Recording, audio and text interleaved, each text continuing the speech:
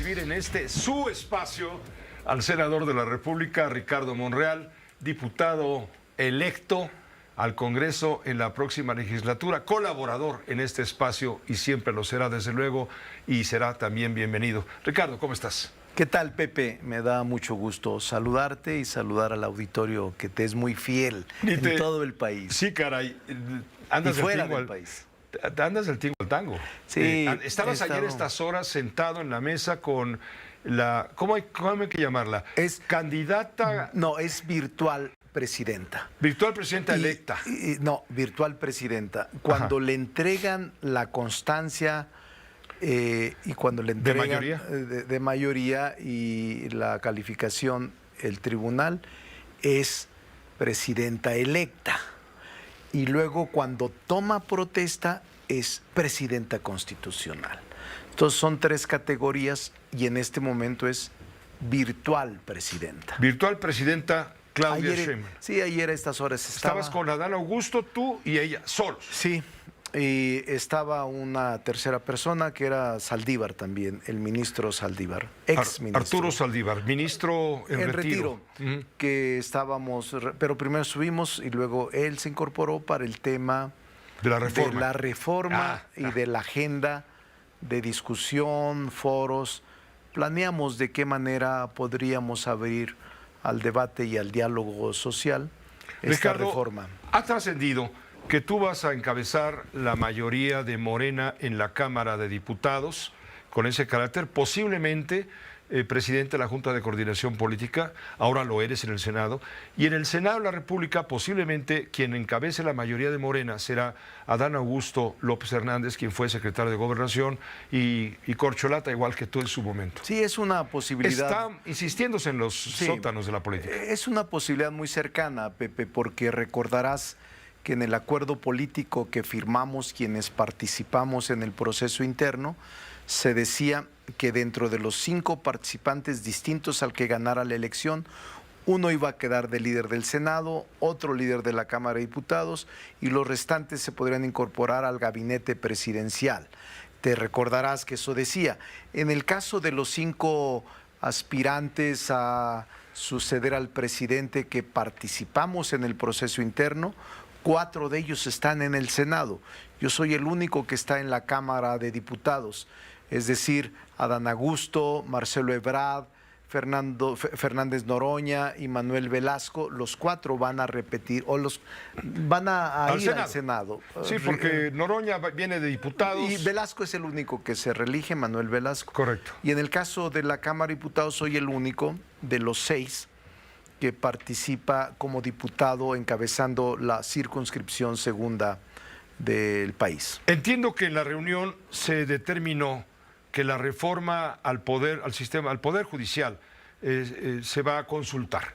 Sí. Y hay una ruta. ¿Cuál es esa ruta que han establecido ya bajo la dirección de Claudia Sheinbaum? La doctora Claudia definió 5 prioridades o las 5 reformas prioritarias en este primer momento del inicio de legislatura que comienza el 1 de septiembre de este año. ¿Cuáles son esas 5 reformas? Una, la reforma judicial, que es la que ha tenido mayor resonancia, mayor polémica, mayor discusión. Ha generado impacto en los mercados, mayor discusión y mayor polémica. Segunda, una reforma a la ley del ISSSTE que con motivo de los acuerdos con los maestros vamos a intentar aprobar como prioridad. ¿Cambio constitucional? No.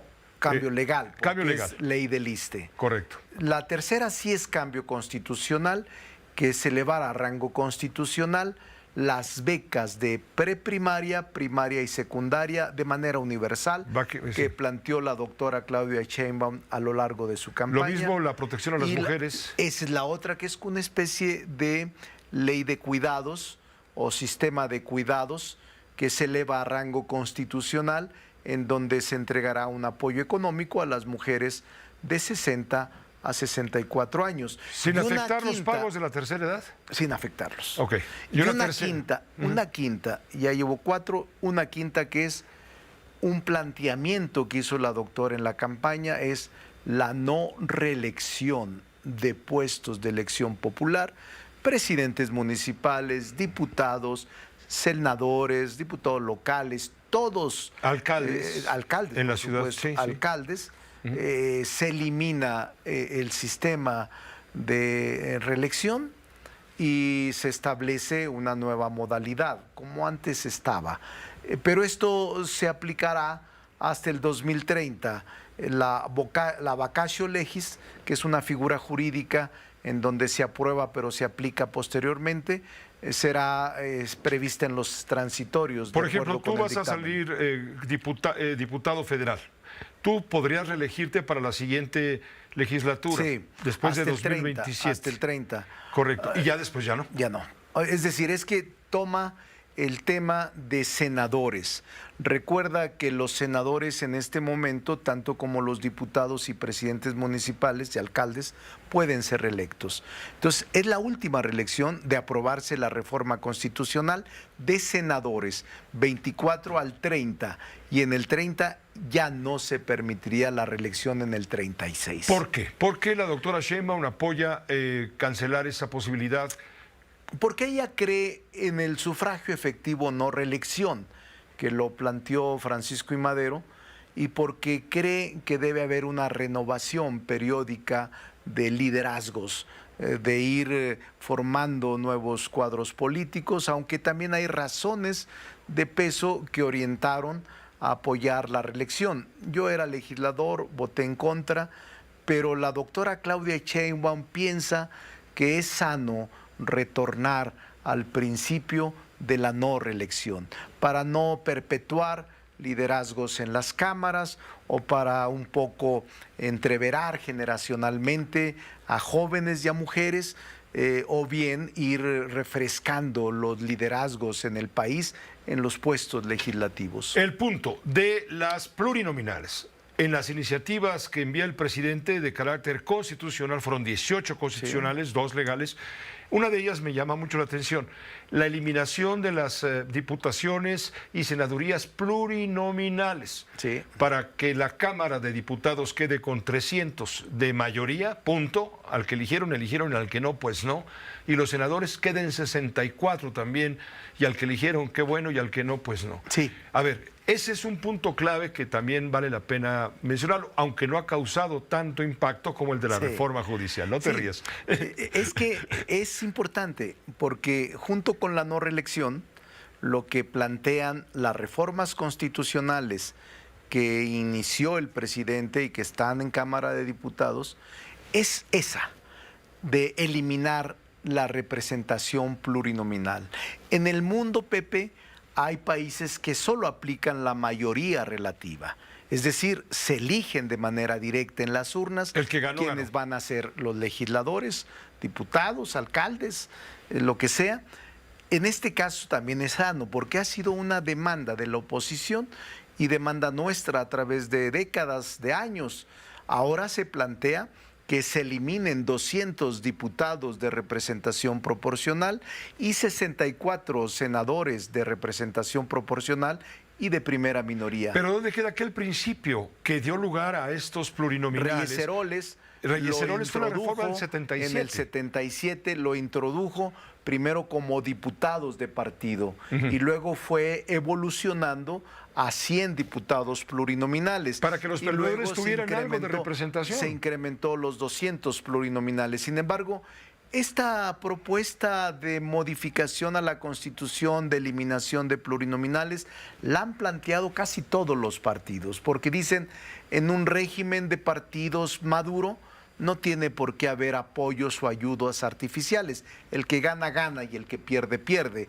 Yo tengo mis dudas, pero finalmente está planteada la eliminación de la representación proporcional. Pero esta reforma está fundando un partido hegemónico, autoritario, total, una aplanadora. De hecho, los regímenes de partidos mayoritarios así lo hacen.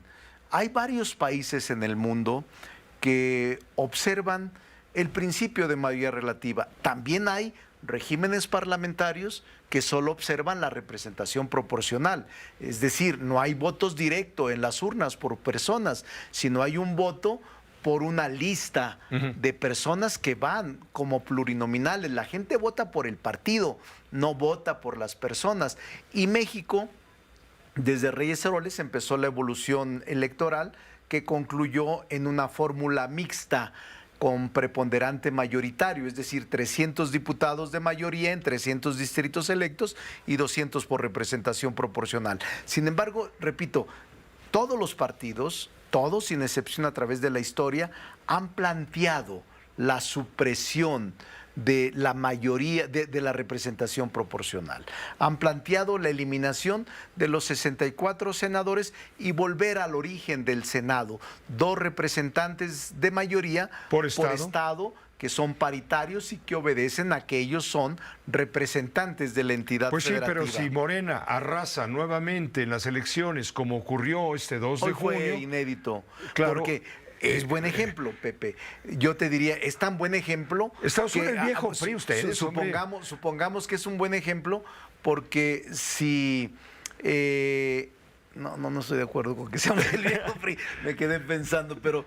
Tú fuiste priista, lo sabes muy bien. No, sí, y respeto al PRI, respeto a muchos agentes del PRI. Pero a ver, yo te diría que si se hubiera aplicado esta fórmula o que ya se hubiera aprobado la reforma en materia constitucional de eliminación de pluris, simple y sencillamente, Pepe, tendría a Morena, Verde y PT 248 diputados. Y entre PRI, PAN, PRD tendrían el resto, que es como el 85% para la coalición, contra el 15% o 20% contra el resto de los partidos. Y en el Senado, que sería más grave, serían 60 senadores de 64 contra 4 del PAN. No estaría representado... Ni PRI, ni Movimiento Ciudadano, ni... No estaría nadie, porque no ganó nadie, no ganó nadie mayoría. Fueron 30 senadores, 30 estados que ganaron mayoría y 2, Querétaro y Aguascalientes, que ganó el PAN mayoría. Bueno, y si Morena anda tan caliente con este asunto, ¿por qué no proponen de una vez una reforma política a fondo donde sea viable la segunda vuelta electoral y que se acaben tantas puñaladas? Sí, yo creo que esa es una... Mira, durante mucho tiempo ha sido planteada la segunda vuelta. Es decir, aquel que no obtenga el 50% van a una segunda vuelta solo con los 2 punteros. Se ha planteado, no ha pasado. Cuando el PRI y el PAN eran mayoría, lo plantearon, pero no pasó. Al final no estuvieron de acuerdo. Lo mismo de esta fórmula llamada segunda vuelta. Hay otras fórmulas, por ejemplo, el régimen parlamentario. Hay muchos que dicen, ¿por qué no abandonamos el régimen presidencial y nos convertimos en un régimen parlamentario, en donde sea el Parlamento la cabeza y el núcleo de las decisiones políticas y no sea el presidente?